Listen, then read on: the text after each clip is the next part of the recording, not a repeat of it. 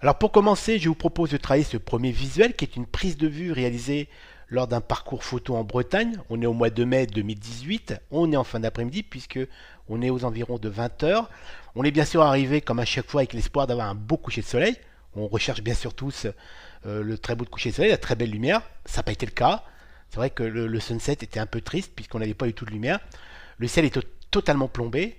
Mais malgré tout, on avait quand même un peu de texture sur ce ciel. Et automatiquement, je me suis dit, bon, ok, j'ai pas la belle lumière, j'ai pas le ciel wow effect, donc on va travailler différemment. Et pour ça, j'ai décidé de travailler sur différents plans, donc travailler sur la texture. Et j'ai recherché une composition avec un premier plan, qui est celui-ci, donc avec de l'enrochement. Il y a de la matière, il y a un peu de couleur avec les différentes couleurs de mousse. On a d'autres plans, on a un deuxième plan arrière, un troisième, un quatrième, donc on a une enfilade de différents plans d'enrochement qui donc dynamisent ma composition. On a de l'eau, c'est normal, on est au bord de mer, on est en Bretagne, et on a ce fameux ciel plombé, mais suffisamment texturé pour avoir envie de travailler en pose longue. C'est d'ailleurs la décision que j'ai prise sur place au niveau de la prise de vue, en appliquant directement au shoot un filtre ND64, donc un filtre à densité neutre, 64 qui correspond donc au coefficient multiplicateur. On est sur 6 stops, et j'ai donc obtenu au final, tout en préservant mon ouverture de diaph, ma sensibilité et ma composition, d'obtenir un temps d'exposition de 58 secondes et obtenir au final une matière d'eau totalement lissée. On n'a plus aucun mouvement d'eau, ce qui est très intéressant puisqu'on a cette matière totalement épurée qui vient contrebalancer la complexité de l'enrichissement du premier plan. Cette opposition, je la trouve très intéressante. Ensuite, on a le ciel avec cette texture qui nous a permis d'obtenir cet effet de pose longue, cet effet très graphique qui vient valoriser donc notre composition, qui apporte un côté graphique à la composition qu'on va pouvoir ensuite travailler, valoriser grâce au traitement Lightroom que je vous propose de découvrir juste après. Je viens de partager avec vous mes choix de composition, encore une fois liés directement aux conditions de prise de vue, aux conditions de lumière. Alors très clairement, on le voit, la lumière était quasiment inexistante, donc il a fallu travailler, composer différemment, donc en rajoutant des premiers plans, etc. En travaillant aussi sur l'exposition avec cet effet de vitesse, de pose longue, pour dynamiser, apporter un côté graphique à l'image. Pour la partie technique matérielle, c'est le 5D Mark III de chez Canon, mon boîtier. L'optique 16-35 f2.8 II de chez Canon. L'ouverture f16, distance de focale on est à 16 mm, ISO sensibilité à 100 et un temps d'exposition de 58 secondes lié bien sûr à l'utilisation, à l'application d'un filtre ND64 directement à la prise de vue. D'ailleurs au passage, si vous cherchez un complément d'information sur l'utilisation de l'application de systèmes de filtration, que ce soit les GND, les ND, les polarisants, directement à la prise de vue, je vous conseille de vous rendre sur ma plateforme de formation où vous trouverez un tuto qui s'appelle filtration et prise de vue qui vous permettra d'acquérir suffisamment de connaissances au niveau de l'utilisation et de l'application des systèmes de filtration directement à la prise de vue. Donc voilà, la présentation de la partie composition, réalisation de la composition, partie technique est terminée. Je vous propose de passer maintenant directement au traitement.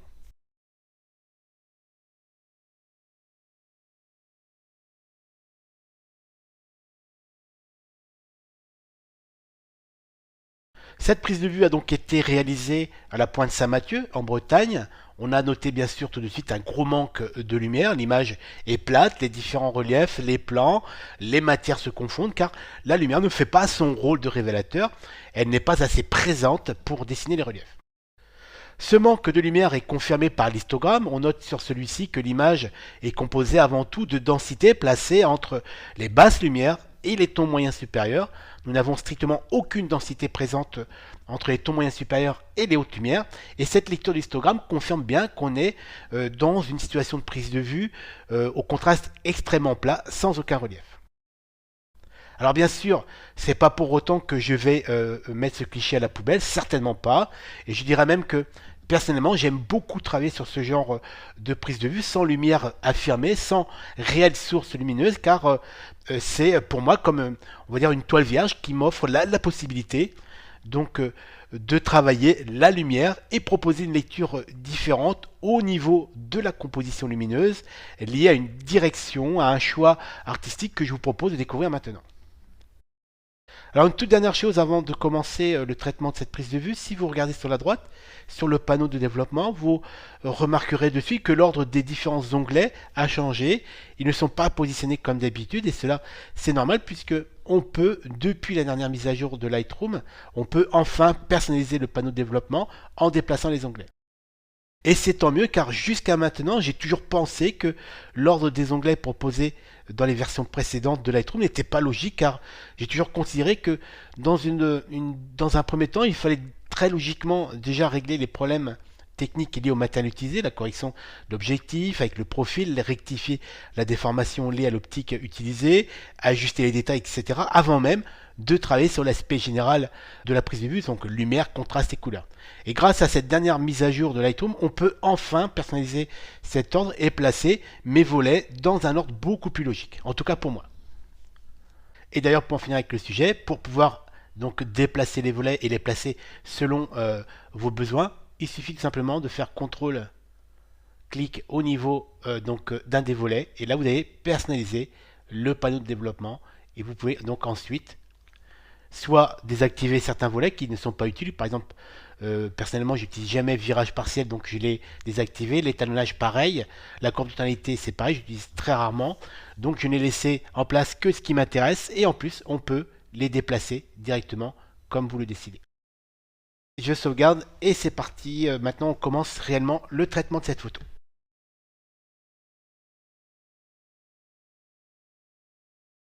Je vous propose dans un premier temps d'avoir une approche purement technique de cette prise de vue car c'est très logique, nous devons même, avant même de commencer à travailler notre image sur l'aspect général, que ce soit l'aspect lumière, contraste, colorimétrie, nous devons dès le départ, et c'est logique, appliquer certains ajustements techniques à cette prise de vue liés au matériel utilisé.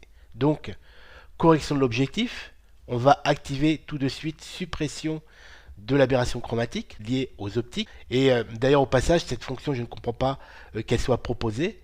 Elle devrait se faire automatiquement en tâche de fond et ne pas proposer cette fonction car je ne connais pas de photographes qui ont envie de garder des franges donc liées, on le sait très bien, aux aberrations d'optique. Donc, suppression de l'aberration chromatique, vous pouvez d'ailleurs très bien l'automatiser si vous travaillez sur des séries. Activer le profil de correction, donc lié à l'optique utilisée, Canon, que 16-35 de 8, l'optique que j'ai utilisée pour ma prise de vue. Et à partir de là, on va tout simplement en rester là. D'ailleurs, si vous voyez, si j'active et je désactive, j'ai récupéré le côté bombé de l'image et j'ai perdu un peu de vignettage, donc lié à mon optique. Et d'ailleurs, on le voit au niveau de l'histogramme avant. Maintenant, l'histogramme est mieux ajusté car Lightroom a pris en compte le profil ICC de l'optique utilisée, ce qui a permis donc de prendre en compte, on va dire, les petits défauts de cette optique livrée bien sûr par le fabricant. Je vous propose maintenant de vérifier si ma prise de vue est parfaitement horizontale. Donc en prenant l'outil angle qui est ici, on va prendre comme référence logique l'horizon. Voilà, je mets un repère. Donc on voit que j'étais très légèrement incliné. Je fais Enter et donc voilà, l'image est parfaitement horizontale. Nous passons maintenant au volet transformation qui est ici, qui va nous permettre de récupérer des verticales. Très clairement, quand on regarde le phare de la Pointe Saint-Mathieu, on voit qu'il penche complètement sur la droite. On le sait très bien, c'est lié bien sûr à l'utilisation d'une optique grand angle. Donc là, c'est mon 16-35. Alors la récupération des verticales, je pense qu'il ne faut pas le faire systématiquement. C'est-à-dire que quand on a une photographie de paysage et qu'on n'a pas de repères, souvent c'est des repères d'architecture, on n'a pas forcément besoin de récupérer les verticales puisqu'on n'a pas ce fameux repère. Par contre là, dans ce genre de situation, on identifie parfaitement cette déformation d'optique, donc là je pense qu'il faut, dans ce cas précis, récupérer les verticales. Et donc on commence par justement le curseur vertical, je pars sur la droite et là je vais aller aligner, je vais prendre comme repère les petites fenêtres du phare, voilà. En plus ça tombe sur un filet vertical, ça me permet de faire un bon repère, je pense que c'est pas mal. J'ai récupéré la verticale du phare comme référence. Par contre, j'ai une perte de matière, ça c'est logique. Donc je vais décaler mon image pour aller compenser, voilà. Hop. Et maintenant, je vais jouer sur l'échelle pour l'agrandir très légèrement. Voilà. Alors je vais voir si je peux pas descendre un peu. Hop, voilà. Ok.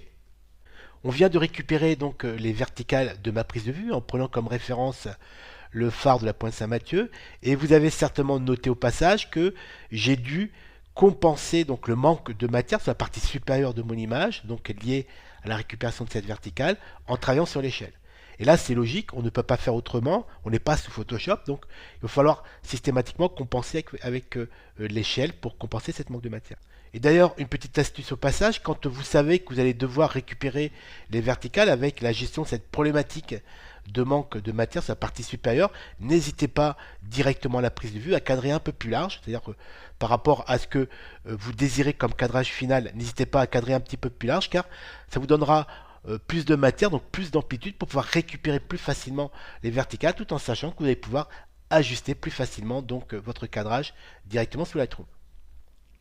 On passe au volet suivant, donc détail. Je viens zoomer sur cette partie qui m'intéresse. Voilà, le premier plan. Alors en gain, je vais faire plus 70 voire 80, puisque je connais parfaitement mon optique 1635. Je sais que la qualité de mon fichier RAW supporte largement cette modification. On va rester à 70, je pense que c'est pas mal. Ouais, alors je fais des allers-retours pour voir un peu comment ça réagit, mais ouais, je pense que les 70 c'est pas mal. Voilà. Masquage, j'appuie sur Alt et je viens masquer un tout petit peu. Je vais d'ailleurs dézoomer pour éviter que ça monte trop sur le ciel, puisque ça ne sert pas à grand chose d'apporter du détail sur des surfaces qui soient quasiment lisses. Alors d'ailleurs, je vois au passage que mon capteur était vraiment dégueulasse ce jour-là, puisque j'ai des taches de capteur un peu partout. Il va falloir nettoyer ça en fin de parcours. Donc je pense que là c'est pas mal. Voilà. Pour vérifier la présence de bruit sur ma prise de vue, je vais zoomer sur une partie lisse de mon image, donc très logiquement c'est le ciel. Et pour minimiser un peu sa présence, je vais lui appliquer une petite réduction de bruit par luminance, pas de trop, maximum 10. Car si vous allez trop loin au niveau de la réduction du bruit par luminance, vous risquez de perdre du détail, car Lightroom, à un moment, ne sera pas capable de faire la différence entre ce qui est du bruit photographique et du détail. Et donc dans cette situation de prise de vue où il y a énormément de détails au niveau du premier plan, au niveau de l'enrochement, on risque de perdre donc du piqué image. Sur cette partie-là, je pense que c'est très bien. On ferme le volet donc détail et on peut dire qu'à ce niveau, on a rectifié, on va dire l'aspect technique, purement technique de l'image. Et donc là, on peut passer maintenant au volet le plus intéressant qui consiste donc à ajuster, on va dire, l'image dans son aspect global, donc couleur, lumière, contraste, etc. Alors avant même de commencer à travailler sur l'aspect général de la prise de vue, on doit dès le départ faire un choix technique, et ce n'est pas un choix anodin car ce choix au niveau du profil va impacter directement dès le départ la qualité de notre prise de vue. On doit donc définir quel profil de travail de base je veux appliquer à ma prise de vue avant même de commencer à travailler l'aspect général. Et ce choix de profil n'est pas un choix à prendre au hasard car il peut très vite impacter sérieusement notre prise de vue avant même d'avoir commencé à la travailler. Personnellement, je suis sur l'Adobe Standard quasiment par défaut puisque j'ai fait un choix personnel de ne travailler que avec Adobe Standard qui est pour moi un profil ICC relativement neutre, relativement homogène par rapport à mes prises de vue et surtout bien sûr aussi par rapport à ma démarche photographique. Mais si par exemple j'applique dessus l'Adobe Éclatant, vous voyez donc avant, on était comme ça. Maintenant, on est comme ça. Donc, c'est-à-dire qu'on a déjà engagé sérieusement tout un travail en termes de densité, donc densité sur les volumes, etc. Sur la lumière en général, on voit ça impacte quand même assez sérieusement l'histogramme sur la droite. Et même au niveau des couleurs, on est un peu plus saturé. Donc, c'est un choix, comme je vous disais, très important car il peut sérieusement impacter notre prise de vue. Donc là, je vous ai montré l'éclatant. Alors, si on prend par exemple paysage, là, on est encore plus saturé en couleur, donc avant, maintenant. Donc après, c'est un choix personnel. Si ce genre de rendu de base vous convient, n'hésitez pas à l'utiliser. Moi, personnellement, j'ai fait le choix d'utiliser l'Adobe Standard qui correspond beaucoup plus donc à ma philosophie, celle de rester le plus standard possible pour me laisser donc cette marge au niveau de mon intervention. C'est-à-dire que c'est moi qui décide et non pas un profil ICC qui va m'imposer une direction artistique qui ne correspond pas forcément donc à ma démarche créative. Donc voilà, pour en finir avec ce sujet, j'ai donc décidé de travailler avec Adobe Standard. Après, à vous bien sûr de faire votre propre choix. Une autre petite information rapide, la gestion du profil a été déplacée sur les dernières versions de Lightroom, puisque là il se retrouve au niveau de l'onglet Réglages de base, qui pour moi est un peu logique aussi. D'ailleurs, pour être complet sur le sujet, sur les anciennes versions de Lightroom, la gestion, le choix d'un profil ICC de base travail n'est pas placé au même endroit, puisque vous avez un volet spécifique qui s'appelle étalonnage de votre appareil photo. Et en plus, vous remarquerez que le nom des profils ICC sont en anglais, et là, sur cette version, donc les dernières évolutions de Lightroom, les profils sont identifiés en français. En dessous, on a deux curseurs qui correspondent à la gestion de la balance des blancs. On a le curseur température et ensuite le curseur compensation de teinte. Et là, encore une fois, c'est un choix qui doit être personnel. Soit vous travaillez comme moi en mode manuel en imposant à votre boîtier une température de lumière qui correspond à votre univers, à votre démarche créative, soit vous le mettez en mode totalement automatique. Si par exemple j'impose le mode automatique à mon fichier RAW, mode auto, vous voyez, j'ai un rendu qui est totalement jauni, etc. C'est une lumière qui est chaude. Et donc, très clairement, ça ne correspond pas à ma démarche créative. Donc, moi, j'ai décidé depuis très longtemps de toujours travailler à 5200 Kelvin. Donc, c'est un choix personnel lié encore une fois à mon univers de photographe. J'ai très largement déjà développé le sujet sur une formation précédente. Je travaille donc avec une température de lumière imposée à mon boîtier à 5200 Kelvin. La compensation de teinte, donc elle est à plus 5. On va peut-être par la suite pouvoir ajuster globalement la température. Nous sommes bien sûr, vous le savez, en fichier RAW, donc on a tout loisir d'ajuster la température de couleur à tout moment, donc selon la décision qu'on va prendre au niveau de, comment dire, du traitement de cette prise de vue. Et maintenant, on va pouvoir ajuster globalement l'image sur la partie tonalité avec le cartouche tonalité. On va travailler sur l'exposition, le contraste, les lumières, etc. Et ensuite, on a aussi le cartouche juste en dessous qui correspond à présence, où on va pouvoir ajuster la clarté, travailler sur la correction de voile, vibrance et saturation.